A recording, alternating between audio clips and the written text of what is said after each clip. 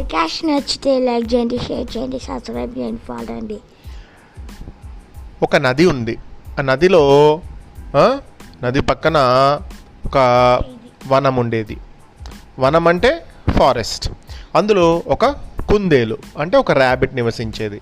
అది చక్కగా వైద్యం చేసేది. ఆ ర్యాబిట్కి ఏదైనా ఎవరికైనా డిజీజ్ వచ్చినా, ఎవరికైనా ఏదైనా ఫీవర్ వచ్చినా, ఏదైనా వచ్చినా కూడా అది డాక్టర్ లాగా ట్రీట్మెంట్ ఇచ్చేది అన్నట్టు. ఏ జంతువులైనా పక్షులైనా కూడా దాని దగ్గరికి వస్తే అది వైద్యం చేస్తూ మంచి హస్తవాసి గల వైద్యుడిగా పేరు తెచ్చుకుంది. అంటే మంచి డాక్టర్ అనే పేరు తెచ్చుకుంది. ఎవరు? ఆ ర్యాబిట్. వైద్యంలో చేదోడు వాదోడుగా ఉంటూ ఒక కొంగ కుందేలు దగ్గర వైద్యం నేర్చుకుంది. అది ఏం చేసింది? కాంపౌండర్ లాగా ఉండి ఆ కుందేలు పక్కన ఉంటూ మొత్తం ఈ కుందేలు ఏమేం చేస్తుందో ఆ వైద్యం అంతా కూడా ఈ కొంగ నేర్చుకుందట. వైద్యం కోసం వచ్చే జంతువులు పక్షులపై కొంగ అప్పుడప్పుడు కోపంగా అరిచేది, వాటిపై చిరాకు పడేది. అలా వైద్యం కోసం వచ్చే వాళ్ళపై చిరాకు పడడం, వాళ్ళ మీద అరవడం తప్పు అని కుందేలు కొంగతో చెప్పింది. కానీ కొంగ వింటదా? వినదు, వినేది కాదు. గురువుగారు మీకేమీ తెలియదు, మీరు ఊరుకోండి అంటూ కుందేలుకే ఎదురు చెప్పేది కొంగ. కొన్ని రోజులకు కొంగ కూడా చక్కగా వైద్యంలో మెలకువలు నేర్చుకొని గురువుకు తగ్గ శిష్యుడు అనే పేరు తెచ్చుకుంది. సొంతంగా వైద్యం చేయడం కూడా ప్రారంభించింది. అయితే కొంగ దగ్గరకు ఒకసారి వైద్యానికి వచ్చిన జంతువులు కానీ పక్షులు కానీ మరోసారి వచ్చేవి కావు. ఎందుకు? ముక్కోపి కదా. కొంగ ప్రతి ఒక్కళ్ళని తిడుతూ ఉంటుంది. తిట్టే వాళ్ళతో ఎవరైనా మాట్లాడతారా? మాట్లాడరు. కుందేలు దగ్గరకు వెళ్ళిపోయేవి. ఎందుకు అలా జరుగుతుందో కొంగకు అర్థం కాలేదు. తన దగ్గరికి వైద్యం కోసం వచ్చేవారికి చక్కగా నయం చేస్తున్నా వాళ్ళు మరోసారి జబ్బు చేసినప్పుడు తన దగ్గరకు రాకపోవడానికి కారణం ఏమిటి అని ఆలోచించసాగింది. తన వైద్యం మీద తనకే నమ్మకం కలగలేదు. అలా చింతిస్తూ ఒకరోజు దిగాలుగా కొలను ఒడ్డున నిల్చుంది.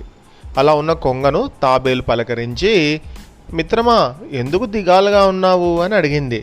అప్పుడు కొంగ తన బాధను తెలియజేస్తూ తన సందేహాన్ని అంటే తనకున్న డౌట్ని తీర్చమని చెప్పి కోరింది.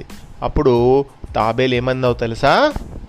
మిత్రమా, నువ్వు చేసే వైద్యాన్ని, నీ దగ్గరికి వైద్యం కోసం వచ్చేవారిని నేను ఎప్పుడూ చూస్తూనే ఉన్నాను. నువ్వు చక్కగా వైద్యం చేస్తావు, నువ్వు చాలా మంచి డాక్టర్వి. కానీ ఏంటి చెప్పు, కానీ అంటున్నావు ఏంటి? నా దగ్గర ఉన్న ప్రాబ్లం ఏంటి అని అడిగింది తాబేలుని ఆ కొంగ. ఏం లేదు, నీకు కాస్త కోపం చిరాకు ఎక్కువ. వైద్యం కోసం వచ్చేవారిపై నువ్వు అనవసరంగా చిరాకు పడుతూ ఉంటావు. నువ్వు వాళ్ళతో ప్రవర్తించిన తీరుకు బాధపడుతూ రోగులు ఇంటికి వెళ్ళడం నేను గమనించాను. అందుకే వాళ్ళు రెండోసారి నీ దగ్గరకు రావడం మానేస్తున్నారు. నీ కోపమే నీకు శత్రువు. నీ ఆగ్రహాన్ని నువ్వు అదుపులో పెట్టుకొని వైద్యం కోసం నీ దగ్గరకు వచ్చే వారితో ప్రేమపూర్వకంగా ప్రవర్తిస్తే నువ్వు బాధపడాల్సిన అవసరం లేదు అని కొంగలో లోపాన్ని చెప్పింది. మా గురువుగారు కుందేలు కూడా ఈ విషయం ఎన్నోసార్లు చెప్పాలని చూసింది, కానీ నేనే పెడచెవిన పెట్టాను. ఇకపై వైద్యం కోసం వచ్చేవారితో నేను మర్యాదగా ప్రవర్తిస్తాను అని కొంగ తాబేలుతో అంది. అనడమే కాదు, తన ప్రవర్తన కూడా మార్చుకుంది. అప్పటి నుండి కొద్ది రోజుల్లోనే ఆ అడవిలో ఉన్నటువంటి కుందేలుతో పాటు కొంగ కూడా మంచి వైద్యుడిగా పేరు తెచ్చుకుంది. ఎవరికైనా ఏదైనా ప్రాబ్లం వస్తే, హెల్త్ ప్రాబ్లం వస్తే కొంగ దగ్గరికి కానీ లేకపోతే కుందేలు దగ్గర కానీ వెళ్ళి వైద్యం చేయించుకునేవారు. ఎప్పుడు కూడా కోపంగా ఉండే వాళ్ళ దగ్గర ఎవరు ఉండరు. ఇతడు చక్కటి కథను రాసిన వారు గోపి గారు. బాయ్.